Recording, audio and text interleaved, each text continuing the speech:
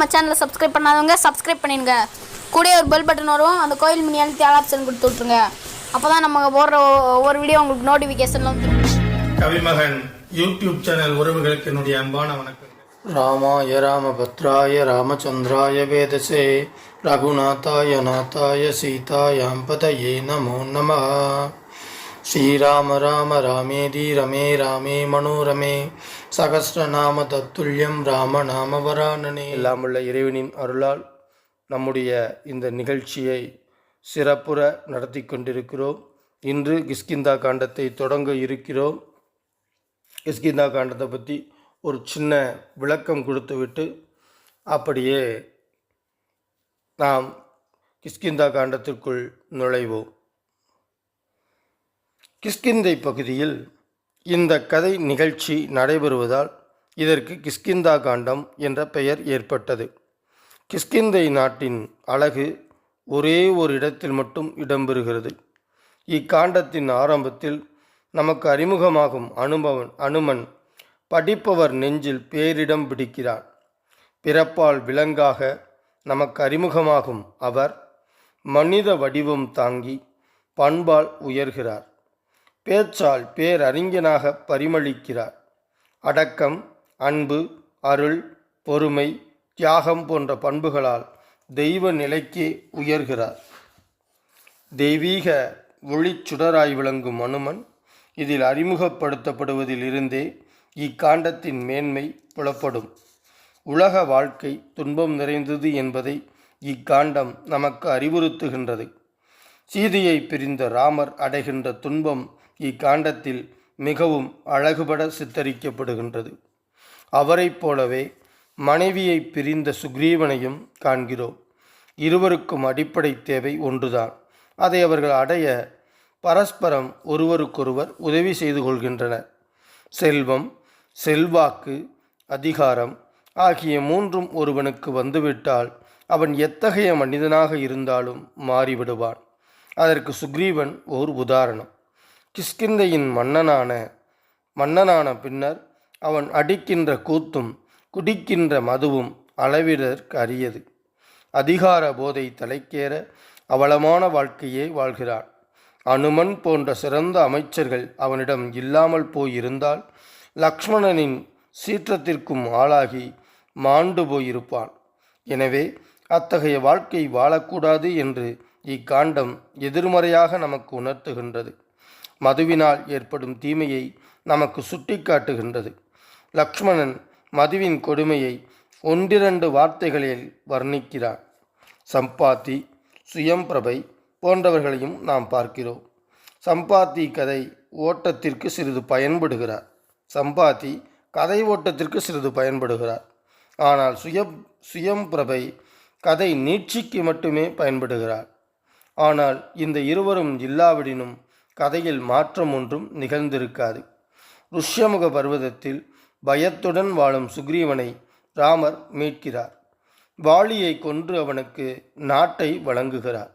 சாகும் தருவாயில் உள்ள வாலி பல அபிப்பிராய பேதமுடையவனாக இருக்கிறான். தர்மத்தின் நாயகரான ராமரை ஆரம்பத்தில் வசைபாடுகிறான். தன்னை கொன்றது தர்மத்திற்கு மாறுபட்டது என்று ஏசுகிறார்.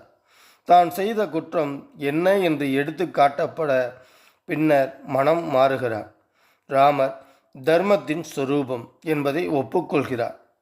போற்றி புகழ்கிறார். தன் மகன் அங்கதனை காத்தருளும்படி வேண்டுகிறார். குரங்கு, மனிதன், தெய்வம் என்ற மூன்று நிலைகளில் படிப்படியாக உணர்கிறார். தாரை மிகவும் மதிநுட்பம் வாய்ந்தவளாகவும் சாஸ்திர ஞானம் உடையவளாகவும் விவரிக்கப்படுகிறார். உரிமையை பற்றி அதிகம் செய்திகள் இல்லை. சுக்ரீவனின் பட்ட மகிழ்ச்சியாக வந்து போகிறார். மனிதனின் மேன்மையை கருத்தில் கொண்டு அவனுக்கு எத்தகைய இன்னல்களை ஏற்படும் என்பதை விளக்கி அவன் கடைபிடிக்க வேண்டிய நெறிமுறைகளையும் சொல்லி இக்காண்டம் அனுமனின் பராக்கிரமத்துடன் முடிவடைகிறது. கிஷ்கிந்தா காண்டத்தை கிளைக்கதை வரிசையிலேயே சில அறிஞர்கள் சேர்ப்பர். இது கதையின் பாகமாக இருக்கும் கிளைக்கதை என்பர். ராமரின் கல்யாண குணங்கள் இக்காண்டத்தில் பரிபூர்ணமடைகிறது என்பர் அறிஞர். வான்முகில் வளாது பெய்க மலை வளம் சுரக்க மன்னன் கோன்முறை அரசு செய்க, குறைவில்லாதுயிர்கள் வாழ்க, நான் மறை அறங்கள் ஓங்க, நற்றவம் வேள்வி மல்க, மேன்மைகொள் சைவநீதி விளங்குக உலகமெல்லாம். ஸ்ரீமத் ராமாயணத்தை அனுதினமும் படிப்பதால், அனுதினமும் கேட்பதால் மனதிலும் செயலிலும் அமைதி உண்டாகும். இப்பூவுலக வாழ்வில் நிறைவு உண்டாகும். 7 தலைமுறைக்கும் மங்களம் உண்டாகும். ஸ்ரீமத் ராமாயணத்தை அனுதினமும் ஸ்ரத்தாபக்தியோடு இடைவிடாது சிந்திப்பவர்கள் பூரண சுகம் உடையவராக நோயற்ற தேகத்தோடு நன்மையையே அனுபவிப்பர். இறைவனின் அருளால் சிறு துன்பங்கள் கூட இல்லாமல் இன்பமுடையவராக வாழ்வர். மேலும் ஆயுள் விருத்தி அடைவார்கள். தன லாபம் பெறுவார்கள். பிரிந்த குடும்பம், பிரிந்த உறவுகள் ஒன்று சேரும். அவர்கள் இல்லங்களில் சுப காரியங்கள் நிகழும். அவர்கள் இல்லத்தில் தானிய விருத்தி அடையும். பில்லி சூன்யம் வேரோடு அழியும். தீரா கடன் தீரும். உறவுகள் பலப்படும்.